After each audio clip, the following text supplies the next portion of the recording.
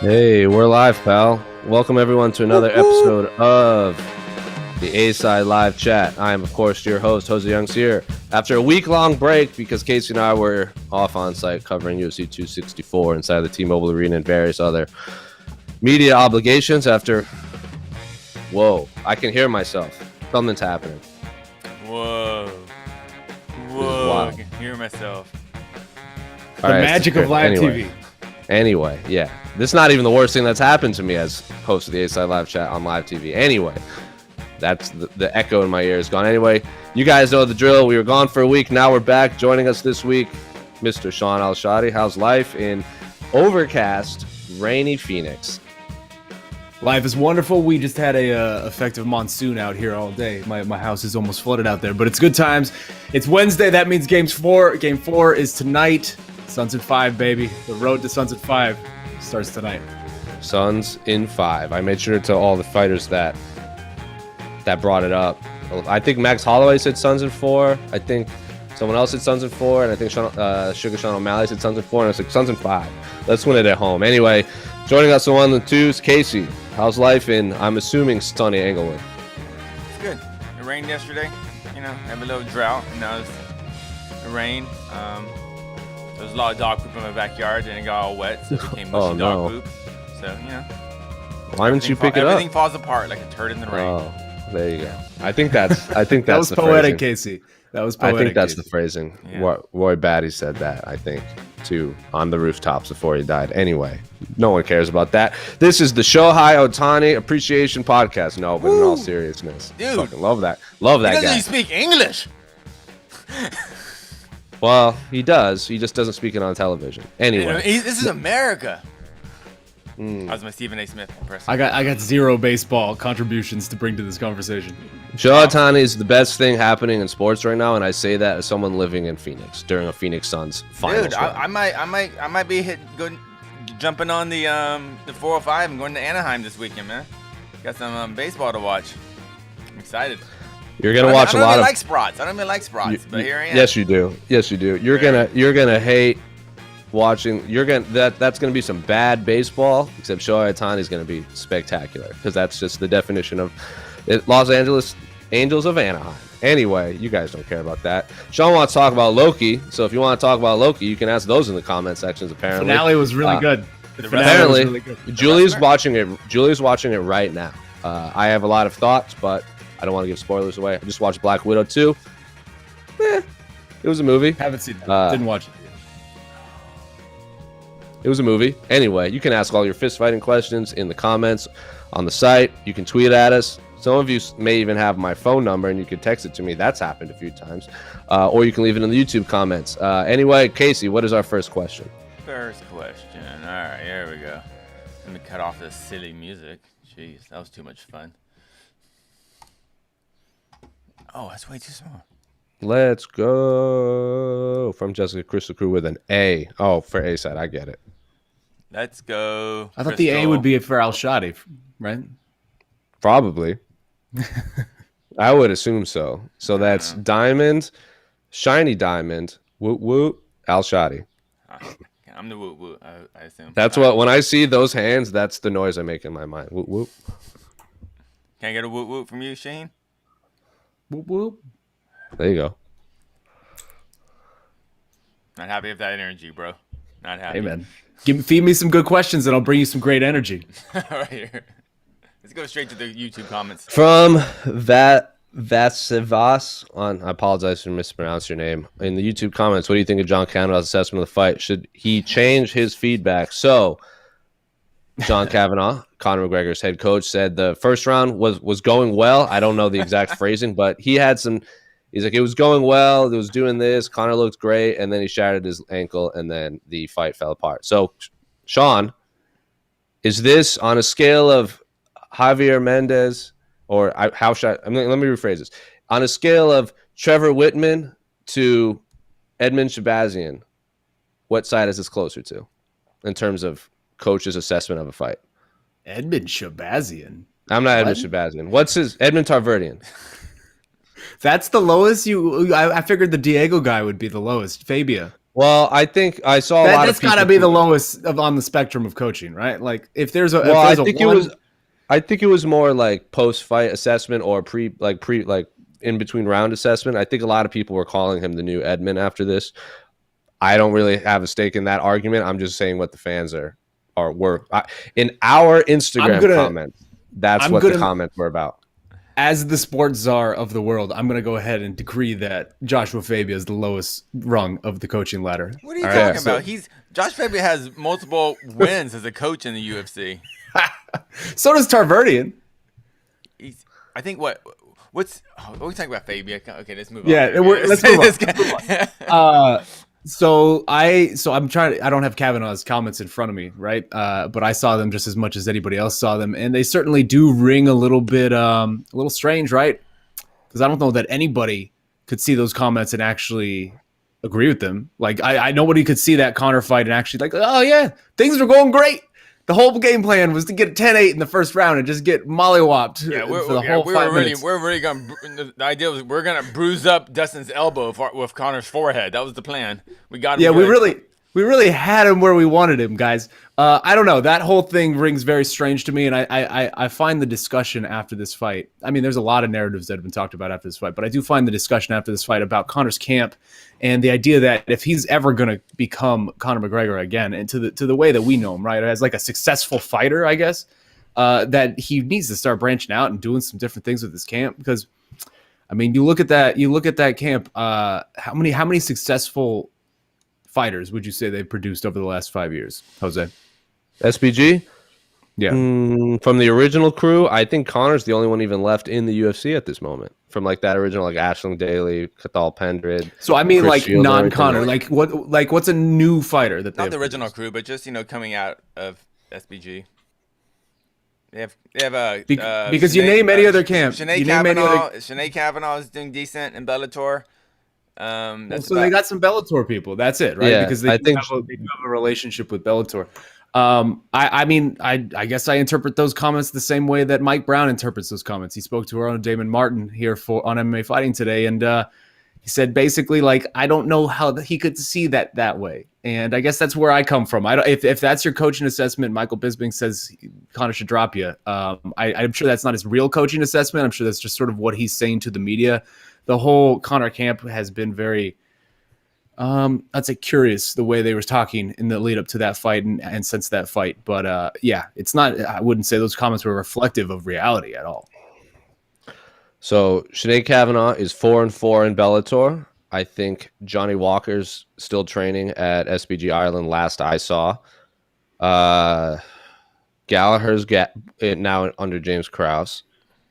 Pedro Carvalho just lost to Pitbull in the Grand Prix, and those are all the fighters. Not hearing anything good. Not hearing anything good. Those are all the ones I can hear off the. And Kavanaugh, I can think of off the top of my head. Carvalho has had 2 bad losses in a row, not just one. Yeah, he just. Yes. Yeah. So those are the ones I can think of off the top of my head. Of course, I don't know all of the fighters on the lower scene in Bellator, because obviously when they go do Bellator London, I think a huge chunk of that is a lot of the fighters on the undercard and prelims and post-lims are SBG guys. But in the UFC, can't think of many. Yeah, I mean, but even not even UFC, just any high level. Just on a high level. Yeah. I'm not talking UFC. UFC is just one thing, but yeah. I mean, I don't want to ridicule Conor. Yeah, you know the word, Conor. But I think about the whole, we're not here to take part. We're here to take over. Here's John Kavanagh. I mean, he took over for a few years, certainly. The Irish or Conor? I would say Conor. Yeah, that's what I mean. I'm kind of bummed. I was hoping for this big Irish, influence in MMA, as far as the actual competitors, not just waving flags, but just hasn't happened. Here's the quote here's the exact thing that John Kavanagh said. Outside of there might have been an ankle injury going into the fight, I thought the energy looked good, technique looked good, a few adjustments in between rounds, and I thought we were well on track to getting possibly a finish, or at least keep the rhythm going for the rest of the fight. That was his assessment of the first round. Beautiful, champ. Hearing a lot of delusion there. I don't know, either delusion or yes men ism. Yeah, this sounds so much like Ronda when Ronda was kind of having her fall, especially after the second loss to before we knew she retired, but after she lost to Nunes. Amanda, yeah, we were just thinking, Ronda clearly is a very talented athlete, a good fighter. She just needs to change things up, and she chose not to, and that's what happened. And I feel like we're in the same boat with Conor now, Maybe not to that extent, but it feels that way.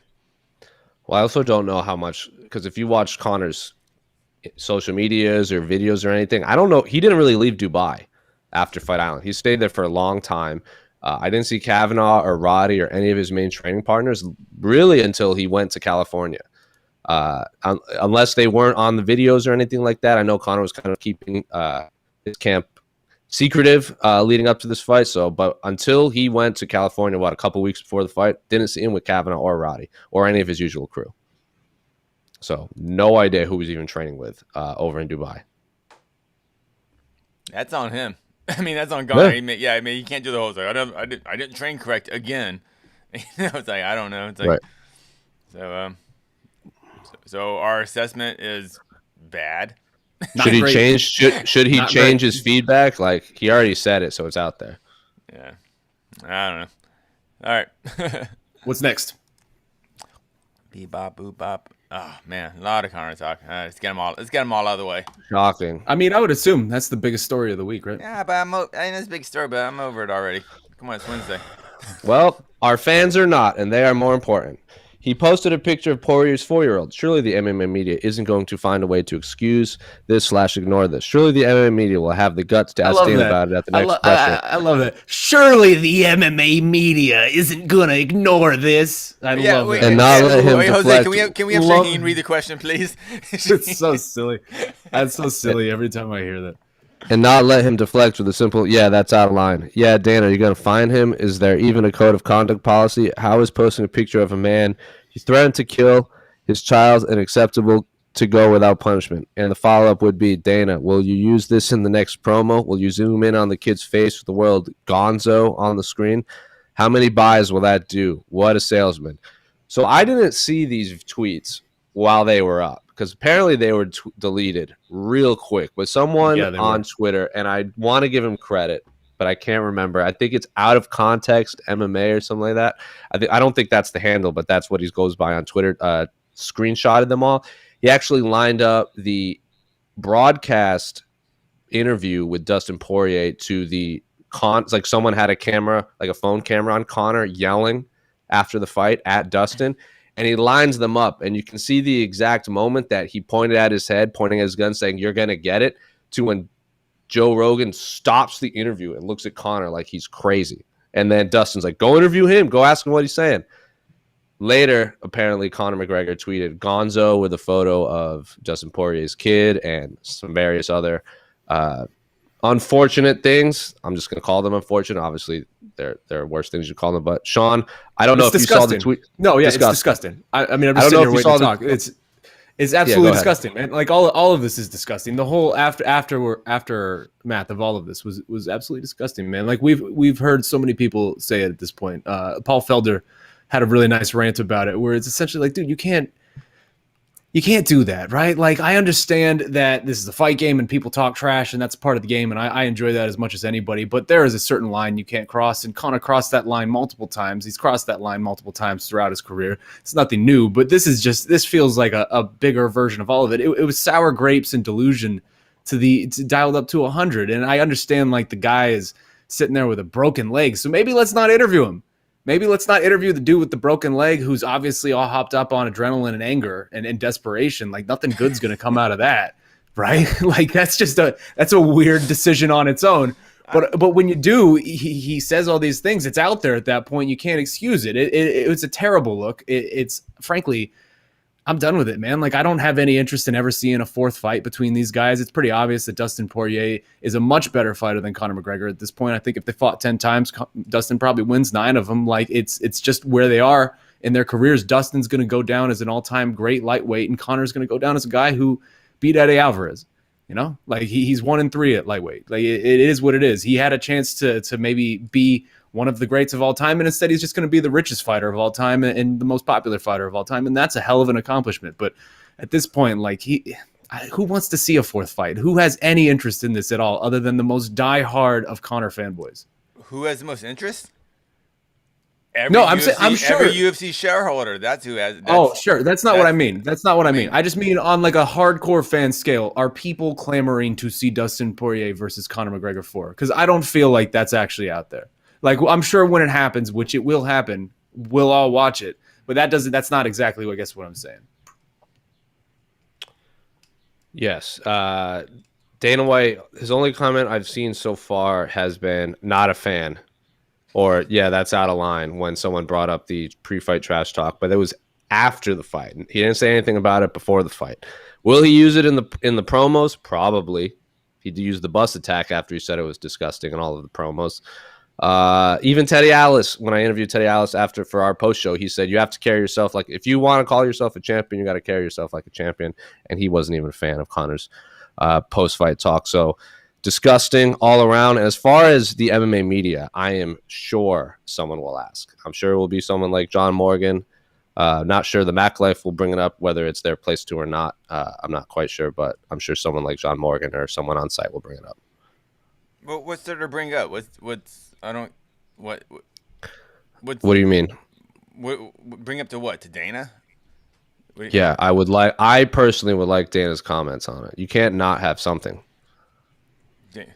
Hey, I'm going to tell you what those comments are going to be. Yeah, that's fine. But like again, we're not talking about whether we know what he's going to say or not. Someone has to ask him about it. Whether we all know what he's going to say, it needs to be brought up. Let's answer the question. Is there even a code of conduct policy? No. That's one of the questions. No. It's hyper selective. It's hyper selective. So it's Conor McGregor. He's the cash cow, and they're going to milk everything they can, juice every last drop out of that cash cow. I mean, they're not going to do anything to him. I mean, Shane, that's the reality of it. You don't care about them running it back a fourth time. I didn't give a shit about them running it back a third time.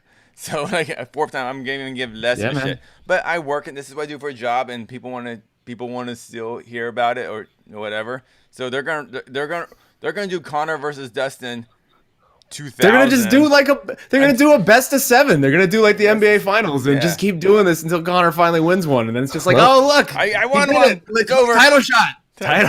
Let's move on. Everybody, we saw that. Dustin's gonna get a lot of money to just keep on winning. Then if it's best of 7, good on him. Then. But okay, you say all this counter argument.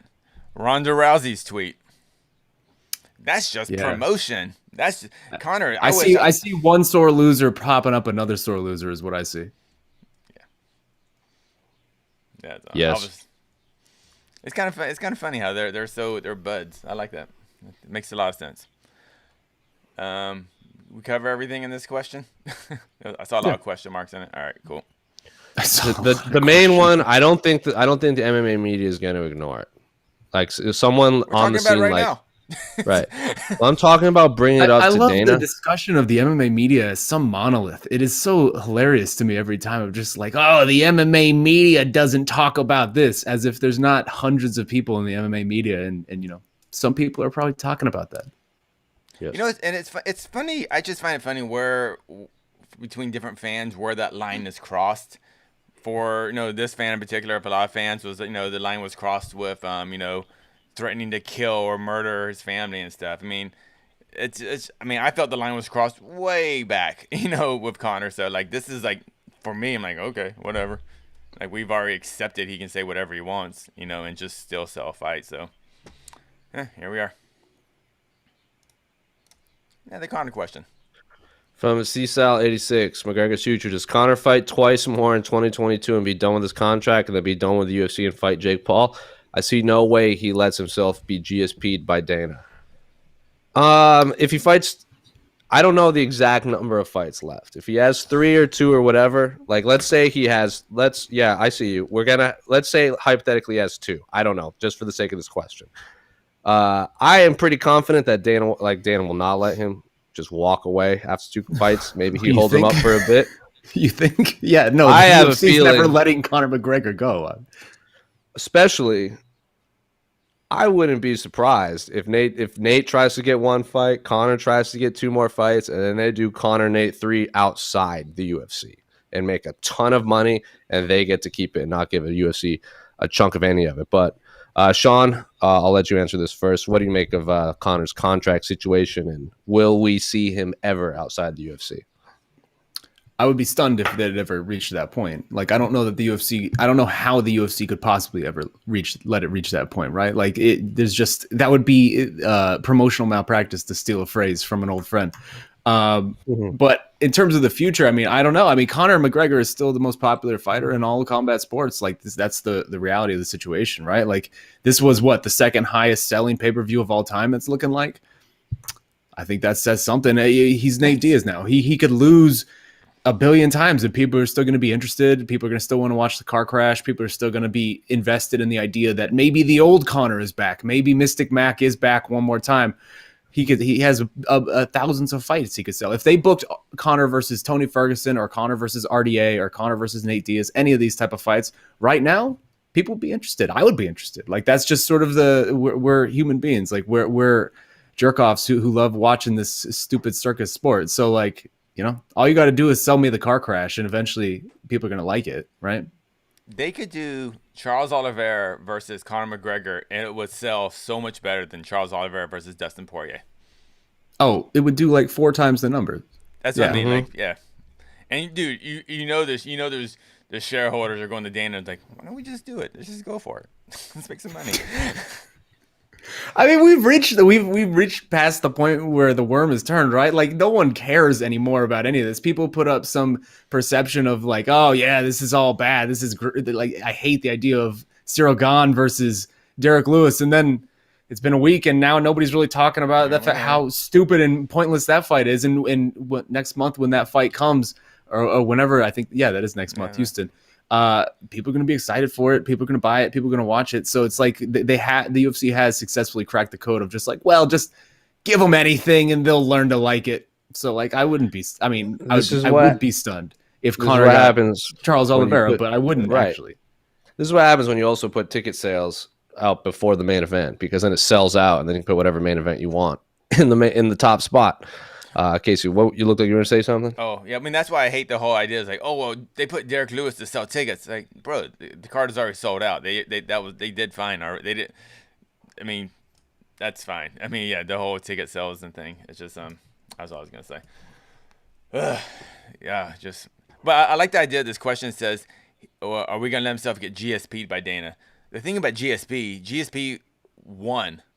So like he was a champ, so that's why he's stuck in these contracts. That's what Khabib actually talks about. When you become the champ in the UFC, you actually feel like a prisoner, you know. So I said going into this fight, if Conor would have beaten Dustin, there's no way he fights Charles. Yeah, no way he fights Charles, because then he's trapped by the belt. The belt is a prison, and clearly you don't make more money with the belt when you're on a level of Conor. So yeah, so I don't think he's gonna GSP himself, because you have to have a belt for that. I'm just saying, it does seem as if Conor's recovery is going to be maybe quicker than we thought. He's already talking about a timeline that's, I think, more ambitious than I expected. We'll see how true. Yeah, exactly. That's what I was going to say. Like, we'll see how true that is. But if he is able to come back by like let's say early 2022, dude, the Tony Ferguson or the RDA fights either would be super intriguing to me.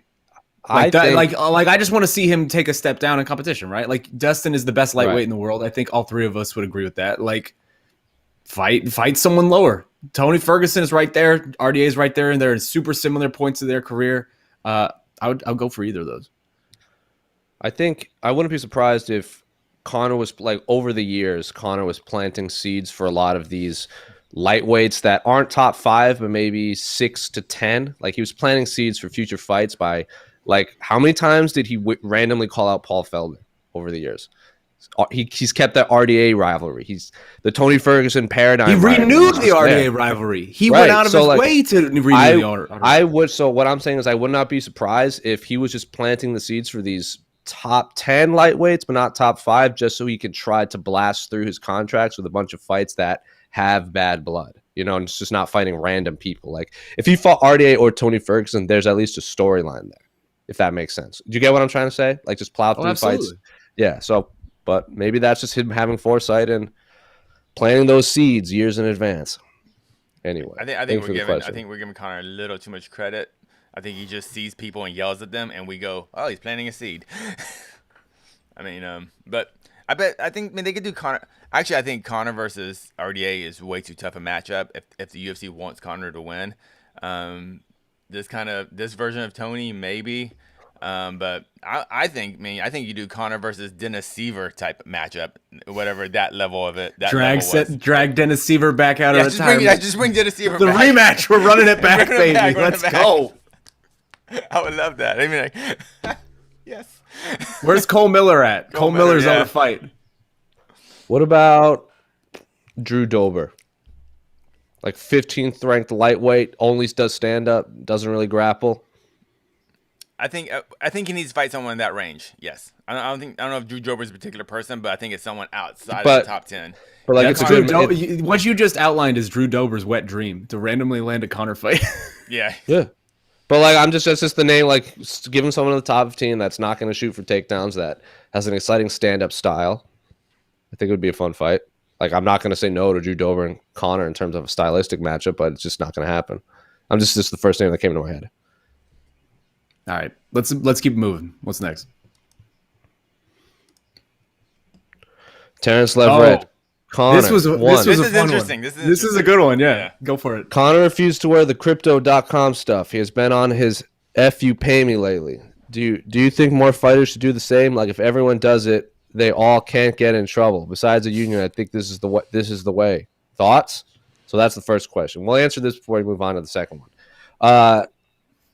Yeah, he didn't. So Conor McGregor didn't wear the crypto.com stuff to the ceremonial weigh-ins, and he came in without a shirt at the fights, right? So he didn't even wear the fight kit out. It was very purposeful. Real quick, at the ceremonial weigh-ins, outside of the main event, everyone kept their shirt on, which I thought was very weird. I don't know if they were told to do that or no one just bothered to take their shirt off. But I mean, you have to imagine they were told to it, right? Yeah, like no usually protocols to take a shirt off. It's the fucking weigh-ins, man. That's what it's about, man. Let me see the muscles, But okay, sorry. Do you think more fighters should do the same? If everyone does it, they can't get in trouble besides the union. I think this is the way. So, Shaun, is there any possible scenario where all fighters just band together and just say, F this crypto stuff, we're just going to take them off before we walk out? No. No, there's no scenario of that. Come on, man. I've given up hope on this. I gave up hope on this years ago. I think the first half of my career, I was a very loud and ardent supporter of the idea that these guys needed to unionize, and I would write all these stories about it and do all this research about it, and ultimately it led to nowhere, right? It led to a bunch of failed unions and just a lot of mean tweets. A lot of ridiculousness all around. It's just like Dana saved it. Dana made it. Yeah. I know. At this point, I've given up. It's not my responsibility to make sure that these guys get together. I don't think it's ever going to happen. When we did the anonymous fighter survey in, I think it was 2020, last year, over at The Athletic, my former place of work, where we talked to I think it was close to like 170 or 200 fighters anonymously, and just sort of asked them a lot of questions, try to get a gauge of the landscape. Overwhelmingly, they all supported the union. I think I can't remember the exact number, but it was close to like 70 or 80% were either for the union or not against the union. And over the course of all the interviews I did for that, again, talking to these people, even anonymously, like these people know their names are not going to be connected to this. I had countless fighters who were sort of too scared to answer the question, or were trying to dodge the question or skirt around it. And then I had a whole nother group of fighters who would say yes, but I know for a fact it's never going to happen because we're all too selfish and we all think we're going to be the next Conor McGregor. And that's it. Like, right? Like most fighters think they're going to be that guy. Most fighters think they're going to be Kamaru Usman. They're going to be this dominant champion, even if maybe they don't think they're going to be Conor and they don't think they're going to be this bombastic, huge star. Most fighters think they're going to be an Usman or a Peter Yan or something like that. They think they're eventually going to reach that point and then they're going to get what's theirs. And unfortunately, only the 1% of the 1% can do that, right? So, no, I don't think that will ever happen. But the idea, I did enjoy seeing Conor just say, these people aren't paying me. Like I'm gonna just wear whatever I want, and somebody try to stop me. I did of all the Conor antics of last week, that was the one thing that I actually kind of found pretty enjoyable. Yeah, a fan asked me on Twitter about the union thing. And I was like, yeah, it'd be a good idea, but it's never going to happen, this and that. And his response was, yeah, I feel you. At some point, you can't be the one that cares more than the fighters. I was like, that's a good way of putting it. That's exactly it. Someone told me 2 years ago, I feel like I care about this more than the fighters. And that's sort of when I decided that I don't care about this anymore. And that resonated with me of like, yeah, I think you're actually right. Like, I think a lot of the media cares about this much more than the actual fighters do. So at a certain point, like, right, like it's not my fight to fight. But I get it too, because look who the fighters, every fighter that's been very vocal about unionizing, look what's happened to them. Not good. or they switch sides. But that's what I was going to say, because I don't know that that's true, right? Because Donald Cerrone, George St. Pierre, TJ Dillashaw, they all supported that union, and Uriah Faber, like there are a lot of guys who supported all these various union efforts over the years. And then, I don't know, they slide a title shot their way, or they slide a contract extension their way or something. And it's just like, oh yeah. I mean, Donald Cerrone lasted with the MMA AAA, whatever that was called, for like 24 hours, right? Like the next day he was telling people like, oh, I don't know what that was. They tricked me or something to the effect. I'm paraphrasing. Very much that. So like, that's what this is, right? He's like, I just showed up for the free t-shirt. Yeah. It's like cut off the head of the snake and the rest of it just shrivels up. I think Leslie Smith has been kind of critical on George St. Pierre about that too. A little bit, but fairly, I would say fairly. Yeah. He got what he wanted out of that whole situation. Question 2 from Terrence Leverett. Well, I think what Conor said was awful. How is this different from a rap battle? I know it comes off as Eminem versus Moby, not Jay versus Nas. I know y'all listen to rap. Do we keep the same energy? They both can end in horrible things. I'm not sure I follow rapping. Conor, there wasn't a beat when Conor. I mean, they're fist fighting. Like Eminem and Moby and Jay versus Nas, like someone said something mean about the other over a ill beat. I get in the 90s, like Suge Knight can roll up on you and just like decapitate you if you wanted, but that's not how it works these days. I guess it happens with various other people in the Bloods that are in the rap game now, but no, I would not. I would say this is a lot different. Yeah, unless Kavanagh was there with like two turntables and gave like beat, if John Kavanagh and Roddy showed up at the next Fighters Only Award, like they did at the Source Awards, like in whatever year it was, and they were like, if you're all not with West Coast Death Row, then F you. If they did that, maybe, but until I see that, ain't happening. Well done, Casey. That was good produce work right there. Apparently, Nas and Pac got into it that night, too, back in the 90s. Also, Nas beat Jay in that. Jay-Z. All right. Are we still keeping score in that? Jeez, man, come on. Well, he won the battles. He won every battle. What's no, next? I'm going to say this, and then we can move on. Nas won the battles. Jay signs Nas to his record label. So he won the war. He makes money off of Nas now. Moving on.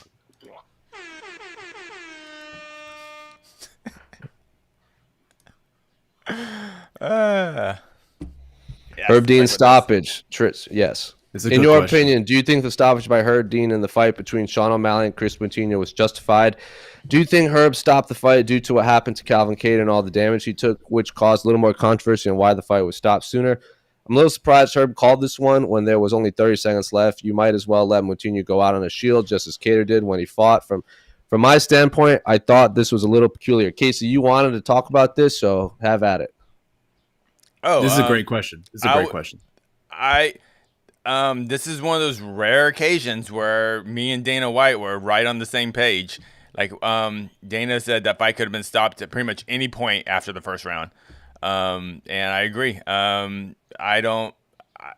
If anything, it was a late stoppage, but a late stoppage is still better than no stoppage. And if at those last 30 seconds, luckily, Shaun O'Malley's hands are made of glass, so both of them were. I think he might have broken both of his hands. That's simply the reason why he couldn't knock Mr. Moutinho out.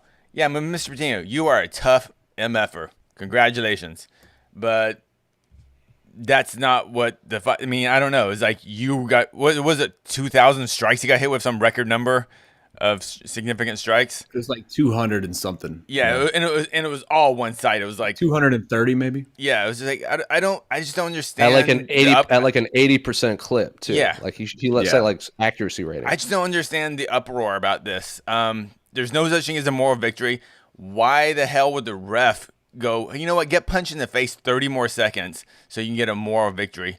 I just don't get it. I don't get the uproar about this. I was kind of shocked that all the fans and a lot of MMA media were kind of like, that was a horrible stoppage. He deserved to get his ass handed to him for 30 more seconds. I just don't get it. I was just very confused by that whole situation. And to me, it was a late stoppage, if anything. So let me jump in here because I feel like I had a bit of a roller coaster of an evolution with this stoppage. And because initially I was on that side that you were just talking about, Casey. When this happened in the moment, I mean, I will admit my bloodlust was at peak levels, right? I get that. I get it, you know? That's what I'm saying. Like in the moment, it's like, no, like something was just about to happen. Like it really did feel like that last 30 seconds were about to be utterly spectacular for Sean O'Malley. Like that felt like it was about to get dangerous pretty quickly. Yeah. For those last 30 seconds, the way he was sitting on his punches and really pouring it on, or at least looked like he was about to. But I think by the end of the night, once I sort of got away from that initial moment of just like the bloodlust that rushes through you when you're watching these sort of things, I did come around to the other side. I wrote about this a little bit on Sunday on MMA Fighting, but you just look at the numbers. We mentioned it, 230 significant strikes at a 72% clip. That was what it was. But then the real number to me was 76% of those strikes, excuse me, 76% of those strikes were head strikes. Like almost all of them were head strikes. Sean wasn't working the body a lot. Like he was purely aiming for the head of the Green Zombie. And man, like that, that's how boxers die, right? Like that is how people die in the boxing ring, is taking all of these head strikes over and over again for a long period of time too. Yeah. Yeah. The prolonged beating aspect of it. Like this was not going to get better. I agree. I think it could have been stopped sooner now, in retrospect, now that I've gotten some distance from it. Like I don't mind the stoppage. I'm glad it stopped at some point. But yeah, like this could have been stopped sooner. A corner could have thrown in a towel. Obviously, it's a hard thing to ask of a corner in that spot where it's a short notice fight against a guy like Sean O'Malley. But yeah, I have absolutely no problems with the stoppage now, as opposed to initially. I definitely did. Do you understand why Moutinho is the man that this was actually in the fist fight? Do you understand why he's upset with it? Because if you watch our Mike Heck's interview with him, he said stopped it for no reason, and he wanted those last 30 seconds. Well, see, so like Moutinho should be mad. Moutinho should be mad because he's a fucking fighter and he should be angry. Anytime a fight stopped and the fighter's going, "What the hell? What the hell?" I am never critical of that fighter because that's what they do. They go out there and fight. And they are prepared. They are prepared to die in there, and that's what makes Kris Moutinho a good fighter. That's all. So I have no issue with Moutinho. I will say. Sorry, Sean. Go ahead. No, I was going to say, because Casey, you mentioned the idea of moral victories, right? And that there aren't any moral victories, and that was like a conversation we saw a lot on Saturday of like, hey man, like this guy earned the dignity of having that moral victory of leaving Vegas with just a decision loss rather than a stoppage loss. Like that would make it really. That would change anything moving forward. That's silly, and I understand it in the moment saying that, because again that everything that's rushing through us at that moment, the adrenaline, all of it. But moral victories have zero tangible value in the real world, and we live in the real world. Those type of things do not exist in this game. If you just give Kris Moutinho another 30 seconds of just letting Sean O'Malley tee off with headshots, like you don't know how much more damage that's going to do. In the grand scheme of things, I don't even think it matters much, right? Like no one's talking about Kris Moutinho today any worse than they would have had it went to a decision. Like I don't know that his stock was affected at all by the fact that this didn't go to a decision. Like if anything, it kind of helped him because now he has this additional argument of like people being outraged for him. So I get the idea in theory, but I think in concept it's not factual. It's not right. His phrasing was, when in the interview with our own Mike Heck, he's viewing a loss as a loss and he's pissed off at the loss, but it makes him more agitated that was a TKO loss rather than a decision loss. That's just his personal view. He's the one that was getting punched in the face, so he has every right to be upset with that. I don't have an issue with the stoppage whatsoever. Reminds me of Conor. It's a doctor stoppage. It's a doctor stoppage. It's not a TKO. Yeah. Well, I just want to say, like, when Kris got that fight and a bunch of his teammates from New England messaged me saying he's probably going to lose, but he's not going to get knocked out. It's TKO, but he's still on his feet. Called so. it. They called it. I was like, I messaged a bunch of them. I was like, damn, you nailed that to a T. And they said, because you could see him talking a lot in there, they described him as a guy that when they roll or spar, no matter who he's rolling with, he talks so much. And then as soon as training's over, he's like, oh man, you got me that day. Get you tomorrow. And then like he moves on. Like he just talking is just what he does. So no matter who Kris fights, whether he likes you or not, he's gonna keep John. So Yeah. I'm very excited for his next fight though. Yeah, that's the thing. Ultimately, it was a win for him because I think everybody is going to be much more excited for his next fight than they would have been had he just debuted on a random UFC Vegas card on 100%. Some prelim, right? Like it's gonna be a win for him. I just hope that he learns some head movement. Take your head off the center line a little bit because this is not sustainable, and I want to see you have a long and flourishing career. Now he can train full time. He's no longer working on the line at a paint company. He got an extra $75,000 in that bonus, plus whatever other money he got out of it. So I'm sure he can now concentrate on being a full-time fighter and learn some head movement. That's like the weird positive to come out of this is the fact that if that fight would have been stopped properly, say at the end of the first round, he doesn't get fight of the night bonus. Sean O'Malley doesn't get fight of the night bonus. It just goes down as a fight, and Sean O'Malley and we go, yeah, that was a mismatch, and we move on. Yeah, you're not wrong. Anyway. It sucked for Nico Price and Michelle Pereira because they probably lost out a fight of the night because of that fight. Right. Thank you for the question, Tristan Gordet. Don Draper on Twitter. The Big Don 23. If Dustin beats Charles, does he have the best resume ever at lightweight/featherweight? Ooh-wee. He's way up there. Ever. Best ever. I don't think so. Go for it, Jose. I wouldn't. Resume wise, like the names he fought, I can't think of many people that would have a better resume, like a list of fighters under their belt that he fought. I still would put maybe. There's a difference between. Right? Yes, correct. Just to answer this, the best resume ever at lightweight featherweight. Who's he? Like Casey, do you remember when we did this show with Andreas? I read down the list of fighters that Anthony Pettis fought between like 2015 to now. It's pretty much the top 10 greatest lightweights ever, minus if you want to include BJ Penn in that list and Khabib. Pretty much those are the only two he hasn't fought. He's fought pretty much everybody else.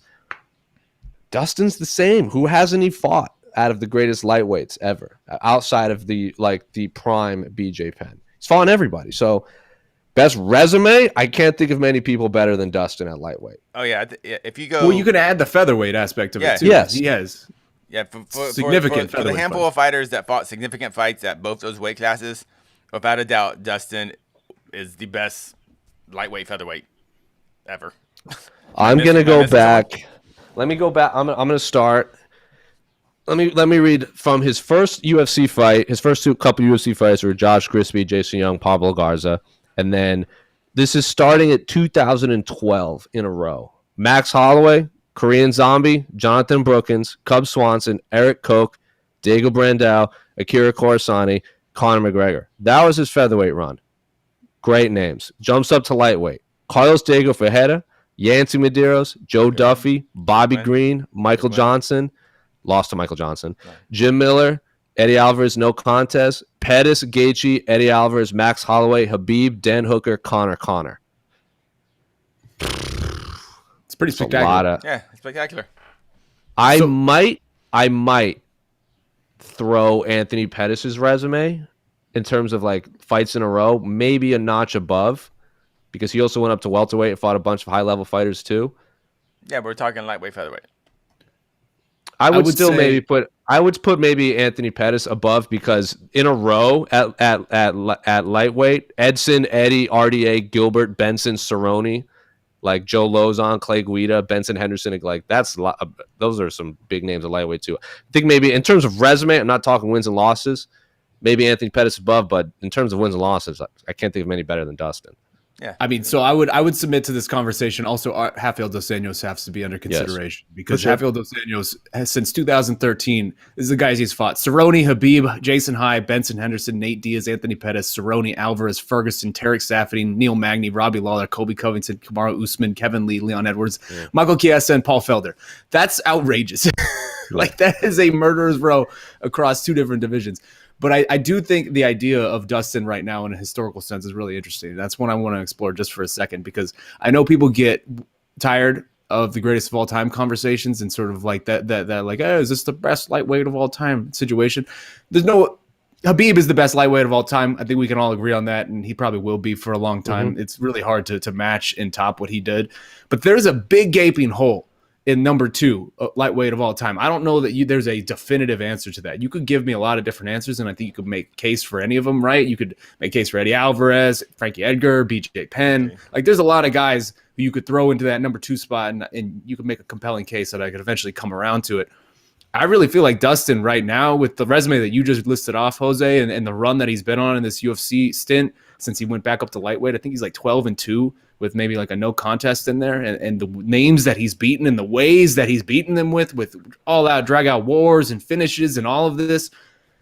Man, if Dustin goes and beats Charles Oliveira probably later this year, and then just, I don't know, even defends that title once, it feels to me like Dustin Poirier will have a pretty secure spot on the number 2 lightweight of all time, which is a crazy thing to say about this guy who, I mean, did anybody see any of this coming? It felt like even halfway through his lightweight run, he was still being doubted, and he was still like the underdog on so many of these different fights. And the dude just continues to persevere and dig deep and find these wins and beat these people. And he is at this point evolved into just one of the most complete 155ers we have ever seen. And it is utterly spectacular, I think. And I do. Go ahead. I think we think it's amazing because when Dustin lost, like Conor's lost, like Conor came into the UFC with like 2 losses. We just didn't see those losses. They were kind of like, on regional cards, Mm-hmm. But when Dustin lost, he lost big. He got knocked out big in a main event by Michael Johnson. He got knocked out big by Conor McGregor. So we got to see those losses. Even the first big one, the Korean Zombie one, it's like his first main event. Yeah. And he's like crying on national TV about it. Like you're right. A lot of his losses were huge losses. And like they're in our brain. It's hard to forget about them. But if we just take those just as losses and not as like these big kind of dramatic monumental losses, just losses, just like Conor had losses, then all of a sudden like his record does look a lot better if you just go take out the drama in it, and go back to this question. Dude, Dustin's amazing. I just want to say, man. I rattled off that resume, but I want to add his 2.5 year span with Jim Miller, which was a decision win, fight of the night, Eddie Alvarez no contest, and then submission over Pettis, KO over Gaethje, KO over Alvarez, one of the greatest fights of all time against Max Holloway. That 2.5 year span, has there been a better string of wins in lightweight history? That's up there. I mean, I would argue that because like Anthony Pettis fought maybe bigger names, but was like 500 in that run. Like those are all violent wins in spectacular fashion. I would argue that the 2-year stretch of McGregor choking out Poirier, choking out Gaethje by Khabib, that was maybe tops it just in terms of pure impressiveness because of how overwhelming and dominant those performances are. And if Dustin does go down as maybe the number 2 lightweight of all time, that's a really crazy result that we saw at UFC 242 there between Khabib and Dustin. But yeah, man, that's a great run that you just named there for Poirier. Yeah, and then it all started with a KO loss to Michael Johnson in Hidalgo, Texas. And Dustin was the underdog. And I think almost all of those fights, like the Justin fight, he was the underdog. The Alvarez fight, I think he was the underdog. And the Max fight, I know he was the underdog. Yep. He was underdog. Crazy. And in the rematch versus Max, he was an underdog? Yeah, man. I remember I was at that fight. Yeah. It was in Atlanta. I remember. I think that Holloway fight is like, because we all knew that we all knew Dustin Poirier was one of the greatest lightweights on planet Earth. I think that Holloway fight really just catapulted him to another level. Because remember, he was stuck in no man's land. Those were his words. He didn't know when he was going to fight, and then because it should have been Tony Ferguson for the interim title. It should have been. Remember, and then Tony was like, "No, I want to fight for the real belt." So then they made Max versus Dustin, and it turned out to be epic. But if you remember the context around that fight, like that was Max at his absolute zenith. Yeah, like, he hadn't lost apex yet. Max Holloway. He just knocked out Jose Aldo twice. Then they had the Brian Ortega thing in Toronto.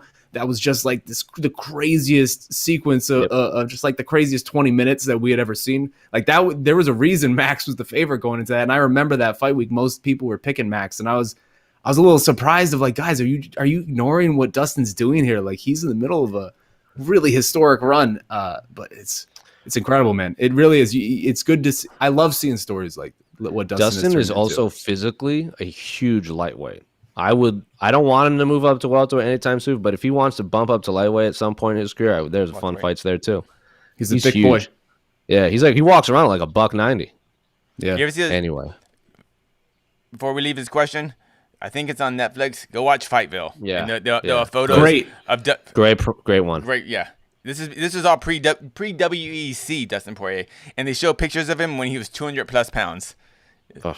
There's that photo of him and his wife going to like a dance or a wedding or something. Yeah. I'm so glad you mentioned that case. Recently, with this past year, I revisited Fightville for something I was writing for Chris Rennie's book, the Art of Violence. I believe it was what it was called. Yes. And I rewatched Fightville for the piece that I was going to write for that.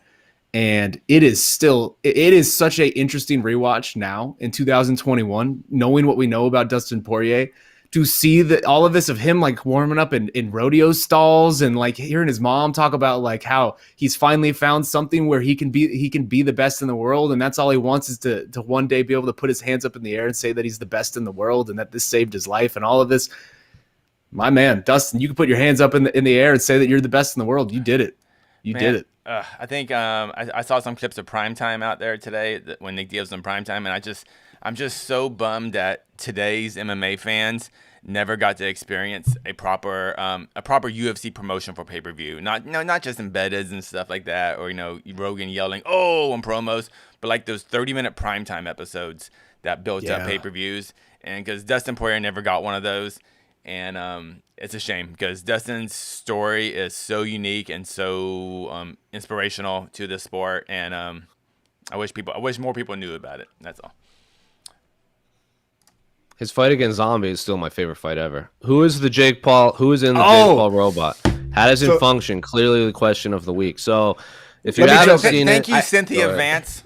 I have so many questions. So the Jake Paul robot was my biggest takeaway of the Jake Paul press conference with Tyron Woodley. We talked about this actually on a reaction pod that we filmed yesterday with Mike Heck and Damon Martin. But like, I desperately need to know what was going on with the Jake Paul robot. Like, is this a gigantic minute bowl-sized man in this robot? Do I have two different 4-footers on each other's shoulders, like the kids in the bar who have the trench coat who are trying to order a beer? Like, is that the setup here? Like, are someone on stilts?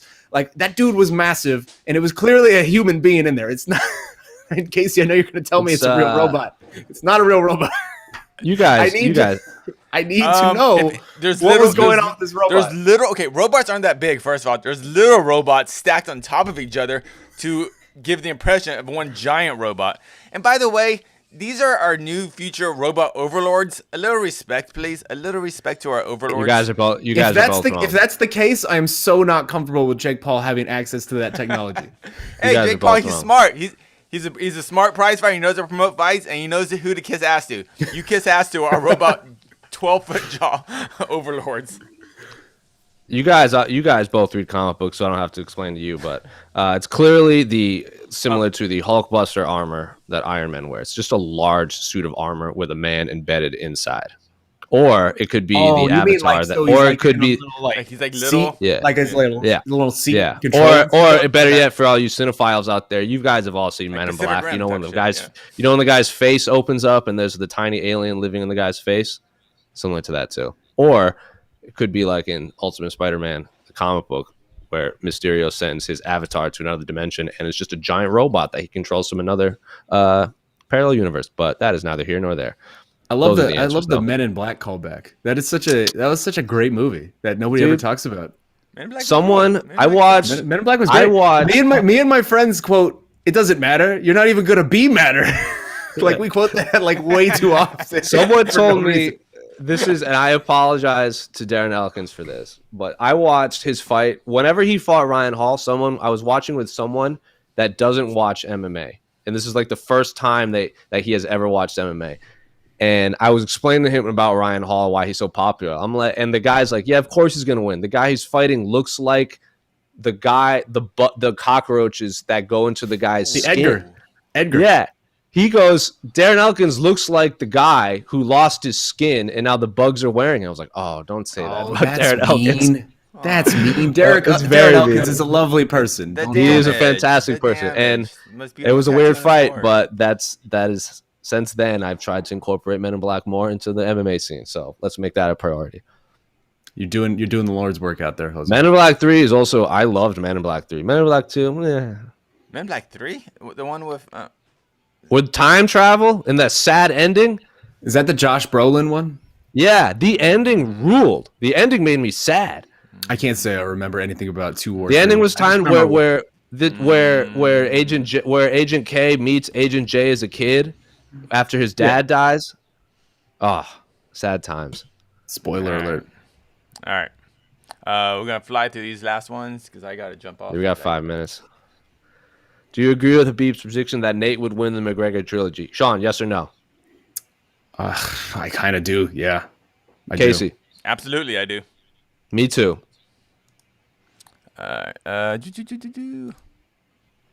First off, welcome back, Sean. Suns in 5. Damn straight. Jake Paul has carefully chosen his opponents up until this point. I don't see this as a winnable fight for him. Do you think he bought into Tyron's losing streak too much, or is praise due for step up in competition? Maybe both. Maybe it's just a competitive fight. I'm sure he thinks he can win, but Sean, what do you like? Real quick thoughts on the fight? I see it as a very winnable fight for him, and I think it's actually a really smart and interesting fight to pick for him because Tyron Woodley is someone who we know is a striker. He's someone who we know is a power puncher, but he's not a striker in the sense that you would think of as a boxer, right? He's not throwing out 10-punch combinations and doing all sorts of Philly shell defense and things like that. Like, he's a very particular MMA puncher who has wrestling skills that can offset sort of like that sort of technique, right? Like, he can throw with absolute power and not be afraid of getting taken down. Like, that's a very, very different thing than being a great boxer. I don't know that Tyron Woodley is a great boxer. He might be able to become an okay boxer, but he doesn't have a lot of time to do it. I think it's a very winnable fight for Jake Paul. I kind of see him winning it, but I don't want that to happen. I'm not going to lie. I'm not some unbiased journalist in this one. I hope Tyron Woodley knocks him the hell out, but I don't know that that's going to happen. But it's definitely winnable. Casey, really quick, just is this winnable for Jake Paul, or is just Tyron that should be the overwhelming favorite? I think Tyron's the favorite, but it is winnable, and I think this is a smart matchup by Jake, mainly due to the size difference. He's going to lack experience and skill, but Jake will have significant size on Tyron Woodley and significant reach. And reach in boxing is much more of a factor than it is MMA. Correct. Especially if you know how to use it. Yes. Jake has a good jab. Yeah. Jake's he's fine. Jake has a very good jab. And that's the fun of the pay-per-view, the fight. It's a mystery. We really don't know what we're going to get. He fights like someone that's 3-0. But he just happens to have a very good jab. Anyway, is there one more?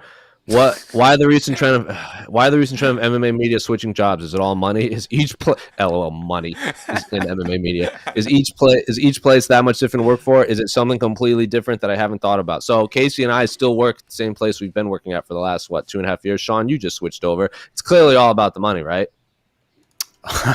That's hilarious.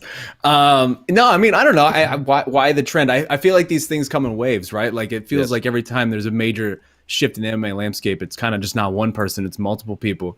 I don't know why it's happening. I think just sort of I just want to, do you think that's just a coincidence though? Because I've got a few fans ask me this, like, is it a coincidence that everyone shifts around at once, like you said? Like, no one's just planning the big shift. No, it's not a coincidence. I mean, we're all friends behind the scenes. We're talking to each other when we're not on YouTube, of like, hey, man, are you thinking of doing this? Are you thinking of doing that? So it's definitely not a coincidence. Okay. I mean, but each place is very, very different to work for. I will say, like, coming from where I was just at, is an infinitely different job than what I'm doing over here. Like, it's not even comparable. It's night and day. So there's a big difference in the landscape. And ultimately, I think it's good for the MMA media to have more out there. If the Ringer wants to open up an MMA department, that's fantastic for MMA. That means more jobs. Right now, how many real full-time jobs are there in MMA? Like 20? Maybe, yeah. In the world? Yeah. Like that's it. Competition is good. The more jobs, the better, man. The more opportunities for everybody, the better. I just want everyone to get paid. Everyone should get paid. Anyway, is that it, Casey? That is it. That is it. This has been Jose. That has been Shaun. That has been what? I know. Oh, no, we don't have to run out. We can say our byes. And Okay, yeah. This has been. Thank you everyone for joining us on the A-Side Live Chat again this Wednesday. Shaun, Suns in 5.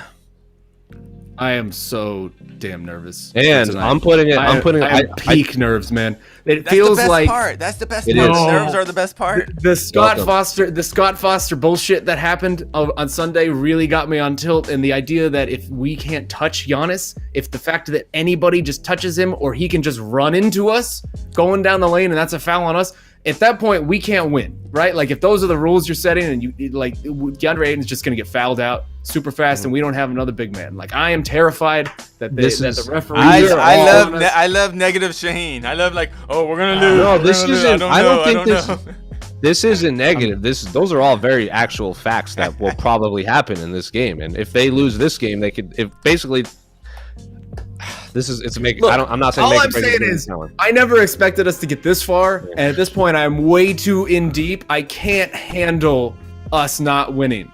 Like if we don't win, it's going to be the saddest thing that has ever happened to my life at this point. Like I desperately need this title. I'm putting this out there. You don't understand how much I need this. If the Suns win, I will. If the Suns win, I tweeted this. If the Suns win, I know Shaun, you're on board. In 1,000% doing the shoey outside the Suns arena. And we will put it, and we will document it and put it out there with hot sauce. About one shoey. We're doing 50 shoeys. Y'all are not gonna hear from me for 2 weeks. I'm gonna wake up in some back alley in Thailand if the Suns win the title. And it better be a shoey from a stranger. I want to see someone walking by. Hey, you in the Suns jersey, give me your shoe. If you're watching this and you're in Phoenix and you see Shaun and I outside the arena and the Suns have just won, run up to us, take your shoe off. I will do a shoey and we will document it. Hopefully that's on Saturday. Fingers crossed. We'll be up on all podcasts. We'll see you next Wednesday. We're out. Oh, happy birthday, Conor McGregor. Happy birthday, AK.